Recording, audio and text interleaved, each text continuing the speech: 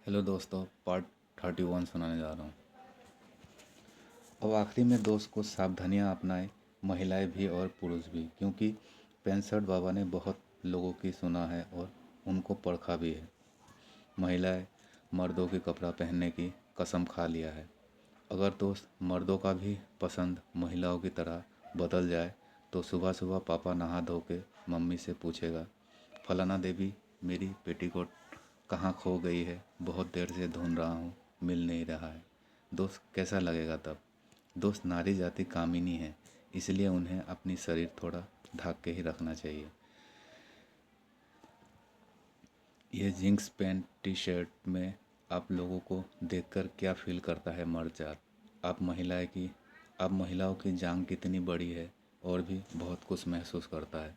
और महिलाएं ये सोचती है हर मर्द को दिखा के चलना अच्छी बात है, लेकिन ऐसा कुछ नहीं है। आप लोगों की सोच बहुत नादान है, क्योंकि आज का मर्द जात इतना शरीफ नहीं है। और टी शर्ट के बारे में बात करते हैं। दोस्त, महिलाएं जब टी शर्ट पहनती है तो उनका छाती कितना बड़ा है और कितना छोटा है उसका अनुमान लगाते हुए हमने देखा है, क्योंकि काम, क्रोध, लोभ, मोह, अहंकार का ज्ञान तो है नहीं, ऊपर से महिलाएं भी नंगा ही चलना पसंद करती है, तो फिर कौन किसे समझाएगा? दोस्त, हमने ऐसा भी सड़क पर देखा है, बूढ़ी माँ अपनी छाती पे दुपट्टा डाल के चल रही है, लेकिन जवान 16-17 साल की बच्ची को कच्चा और बनियान पहना के साथ में घुमा रही है। पता नहीं हमारी माताओं की ज्ञान किसने छीन लिया है, मॉडर्न ज़माना यानी फिल्मों ने। दोस्त, सोचने वाली बात यह है, किसी भी युग में चांद नहीं बदला, सूरज नहीं बदला, आपने कैसे खुद को बदल डाला? और उससे क्या फ़ायदा हो रहा है? छोटी छोटी बच्चियों की बलात्कार। दोस्त, ये सब आप लोगों की लापरवाही के कारण हो रहा है। दोस्त, एक और गुप्त बातें बता देता हूँ महिलाओं को।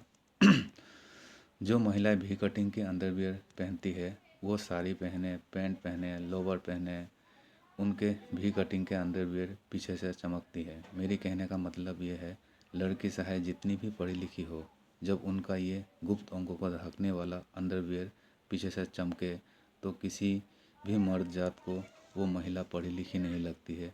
उन्हें ऐसा लगता है इस लड़की को कपड़ा पहनने की ढंग नहीं है, और हर मर्द उन्हें संभोग की नज़र से ही देखते हैं, क्योंकि इन्हें काम, क्रोध, लोभ, मोह, अहंकार का ज्ञान तो है नहीं, और उन्हीं चीज़ों को मर्द देख देख के हंसमुखन का शिकार बन जाता है।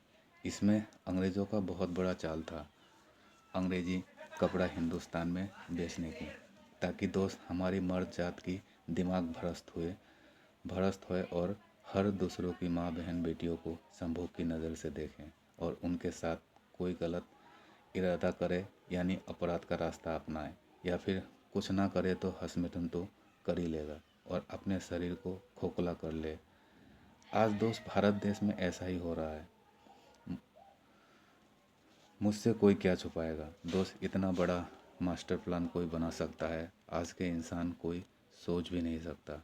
दोस्त, मुझे लगता है ये भी कटिंग के अंडरवियर आज मुसीबत बन गया है।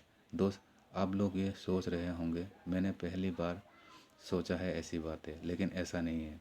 ये बात हमारे फिल्म डायरेक्टर यानी वही बिजनेसमैन, उन्हें भी इस बात को मालूम है, इसलिए आप लोग कभी भी ध्यान देना, फिल्म हीरोइन कुछ भी पहने, लेकिन गुप्त अंगों को ढकने वाला ये भी कटिंग की अंडरवियर उनके पीछे नहीं चमकती है, क्योंकि डायरेक्टर उन्हें ऐसी अंडरवियर पहनने ही नहीं देता है। दोस्त, मैंने सुना है फिल्म हीरोइन महंगा वाला अंडरवियर पहनती है, इसीलिए उनके पीछे नहीं चमकती है। तो दोस्त, मैं सरकार से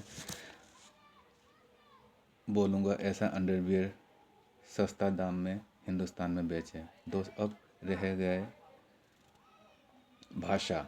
दोस्त, हिंदुस्तान में हर राज्य की अलग अलग भाषा है। दोस्त, कुछ भाषा मुझे समझ में आता है और जो भाषा मुझे समझ में नहीं आता है, यानी कुछ पल्ले ही नहीं पड़ता है, तो मुझे बहुत हंसी आता है और मैं बहुत हंसता भी हूँ। लेकिन बहुत से लोग गुस्सा करता है और अगले का निंदा करना शुरू कर देता है। ये बहुत ही गलत बात है। भाषा नहीं समझ में आ रहा है तो सीखो, और नहीं सीखना है तो किसी का निंदा मत करो।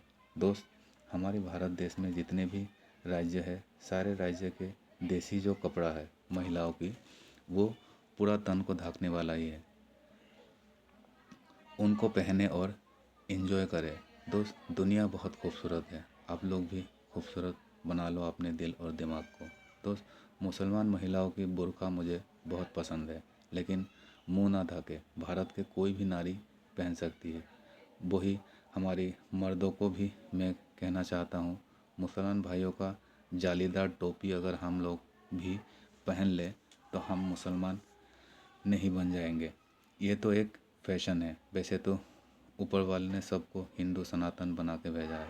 और रही बात प्याज लहसुन खाने की, पंडित भी खा सकते हैं। प्याज और लहसुन अगर कोई कहता है इन दोनों चीज़ों से बदबू आता है, तो दोस्त उन्हें पता ही नहीं है खुशबू और बदबू के बारे में। दोस्त, मैं इनकी वहम दूर करता हूँ। दोस्त, एक चूहा 3 या 4 दिन का मरा हुआ उन्हें सूंघाए और प्याज लहसुन को सूंघाए, तब उन्हें पता चलेगा बदबू क्या होता है। और दोस्त, मूली से भी बदबू आता है तो मूली क्यों खाते हो? सच तो ये है, प्रकृति ने जो फल साग सब्जियां खाने के लिए बनाया है, उन चीज़ों से बदबू आता है नहीं बोलना चाहिए। जो कि मैं इस बात को मानता हूँ, लहसुन शरीर में गर्मी पैदा करता है। और हमारे कथावाचक लोग कहते हैं मन में नारियों के प्रति गलत विचार आता है, ये हमारी शास्त्र कहते हैं, इसलिए ये लोग लहसुन प्याज नहीं खाते हैं। अरे मेरे शास्त्र के भूत, किसी नारियों के प्रति गलत सोचोगे तो गलत विचार तो आएगा ही। इसमें गरम खाना से क्या मतलब? और कोई कहता है राक्षसों का खून से ये लहसुन प्याज बनता है। पता नहीं लोग कौन कौन सा साइंस अपने दिमाग में दौड़ाते रहते हैं। दोस्त, मेरी कहने का मतलब ये है, अपने जैसा मासूम जानवरों का मांस ना खाए, बाकी प्रकृति का दिया हुआ प्याज लहसुन दबा के खाए, वरना किसान मर जाएगा। और बाकी आप लोगों को मैंने सब कुछ बता दिया है, पूजा पाठ, मंदिर, भगवान, इंसान, जानवर आदि के बारे में। थैंक यू सो मच मेरे प्यारे दोस्तों। मुझे उम्मीद है आप लोग बहुत जल्दी ज्ञानी बनने वाले हो। और दोस्त, जो लोग मेरी इस किताब की बातों को अपने दिमाग में हैंडल नहीं कर पा रहे हैं, वो लोग काल्पनिक यानी हिंदी सिनेमा समझकर भूल जाए।